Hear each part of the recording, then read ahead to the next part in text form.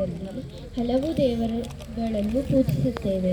ಕೃಷ್ಣ, ರಾಮ, ಲಕ್ಷ್ಮಿ, ಈಶ್ವರ, ಗಣಪತಿ. ಇದರಲ್ಲಿ ಶಾರದೆಯೂ ಒಬ್ಬಳು.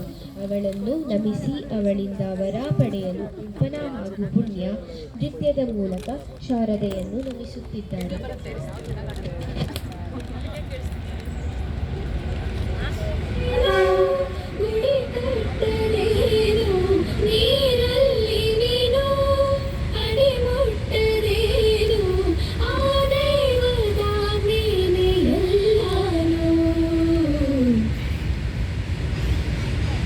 ಹೇ ಶಾರದೆ ದಯ ಪಾಲಿಸು, ಈ ಬಾಳನು ಬೆಳಕಾಗಿಸು. ಹೇ ಶಾರದೆ ದಯ ಪಾಲಿಸು, ಈ ಬಾಳನು ಬೆಳಕಾಗಿಸು. ನಾಳೆಗಳ ದಾರಿಯಲೇ ನಂಬಿಕೆಯ ನೆಲೆಯಾಗಿರಿಸು, ಮುನ್ನಡೆಸು. ಕೈ ಹಿಡಿದು ನಾವಾಡೋ ಪದ ಪದದಲ್ಲೂ ಸಂಚರಿಸು.